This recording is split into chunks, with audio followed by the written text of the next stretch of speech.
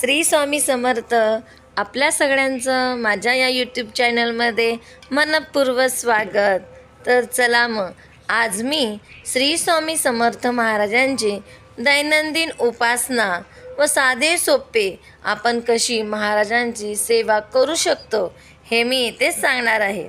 मी माझी देवपूजा करत करत मी साधे आणि सोपे असे मी उपाय सांगणार आहे की आपण महाराजांची सेवा ही करू शकतो. आता बऱ्याच जणांना ह्यातील उपाय आणि सेवा हे माहीतही असतील, तरीही मी इथे थोडक्यामध्ये सांगत आहे.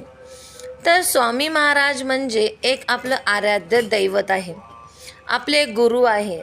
आपण अनेक जन्म घेऊ तरी आपल्याला महाराजांसारखे गुरु भेटणं अशक्यच आहे. जीवनामध्ये अनेक समस्या आहे, अनेक अडचणी आहे, त्यातून आपल्याला बाहेर पडायचं आहे. कधीकधी आपल्याला हे जीवन नकोसं वाटत आहे. तर अशा वेळेस आपण महाराजांची सेवा नित्यनियमाने जर करत गेलो, कोणती अपेक्षा न धरता, तर महाराज आपल्याला पाहिजे तेवढं त्याच्याहीपेक्षा जास्त आपल्याला ते देतात.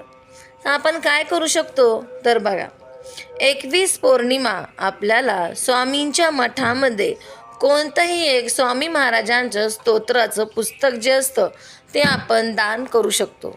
आपण 11 लोकांना दिलं तरीही चालतं.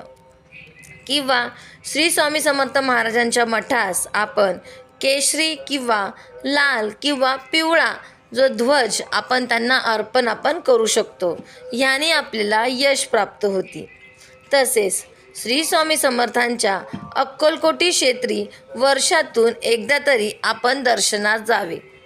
ज्यांना शक्य आहे त्यांनी वर्षातून 2दा अक्कलकोटला गेले पाहिजे, कारण आपले आराध्य दैवत आपले गुरु आहे. ते नाही शक्य तर एकदा तरी अक्कलकोटला गेलं पाहिजे.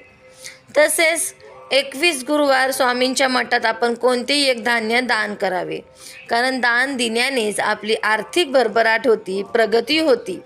आपल्याकडं जे काही आहे त्यातला काही हिस्सा आपण नेहमी हा दान केला पाहिजे, म्हणून दानांना विशेष महत्त्व आहे. तसेच ज्यांना शक्य आहे त्यांनी 5 ब्राह्मणांना पितांबरसुद्धा आपण दान करू शकतो. तसेच दर गुरुवारी किंवा पौर्णिमेला स्वामींच्या नावे आपल्याला अष्टगंधाचा टिळा आपल्याला कपाळावर लावायचा आहे. महाराजांच्या नावाचा आपल्याला अष्टगंधाचा टिळा कपाळावर लावण्याने मन प्रसन्न होतं, मनामध्ये वाटणारी भीती ही दूर होती. तसेच 21 पौर्णिमा स्वामींचे छोटे फोटो कोणत्याही जागृत मठात जाऊन वेगवेगळ्या भाविकांना आपण ते देऊ शकतो. त्यामुळे स्वामी महाराजांचा आपल्याला आशीर्वाद हा प्राप्त होईल. ज्यांना जे शक्य आहे त्यांनी त्या प्रकारे आपण हे छोटे मोठे उपाय करू शकतो. सगळेच उपाय केले पाहिजे असं काहीही नाही आहे. आपल्याला वाटलं की आज आपण स्वामींचे पुस्तकं वाटू, तर नक्कीच आपण पौर्णिमेला जा किंवा गुरुद्वारी जा, महाराजांचे पुस्तकं वाटा. पण कोणाला वाटा की खरोखरच तो व्यक्ती वाचू शकेल, नाही त्या वस्तूचा अपमान करेल. तसेच ज्यांना स्त्रियांना काही खूप मोठी जास्त समस्या आहे ते करू पण शकतात, त्यांची तेवढी ऐपत आहे. तर 11 पौर्णिमा आपण घरी एका सवाशिनीस बोलून तिची ओटी भरून तिला आपण पुरण आणि दूध द्यावे. त्यामुळे ती संतुष्ट होऊन आपल्याला आशीर्वाद देते व कुटुंबाची भरभराट होती.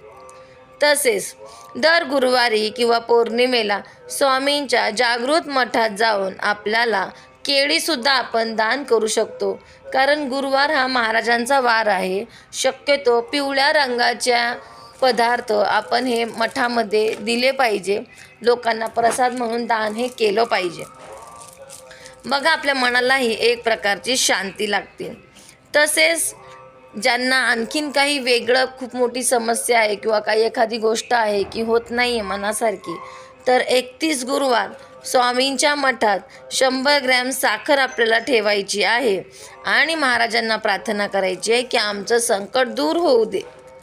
महाराजांना काही देण्याची आवश्यकता नाही, पण आपला मनातला भाव आहे तो 100 ग्रॅम साखर ही आपण आपल्या गुरुला दिलेली आपल्या मनातला भाव आहे, आपली श्रद्धा आहे, म्हणून आपण ती द्यावी आणि महाराजांना विनंती करावी.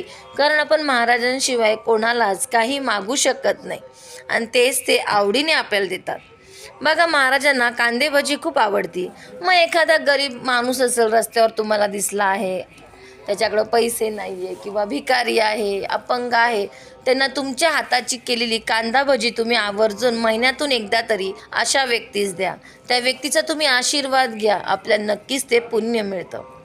तसेच पीडा क्लेश घालवण्यासाठी स्वामींना जव व पिवळी मोहरी स्वतःवरून ओवाळून 21 गुरुवार स्वामींना आपण ते अर्पण करू शकतो.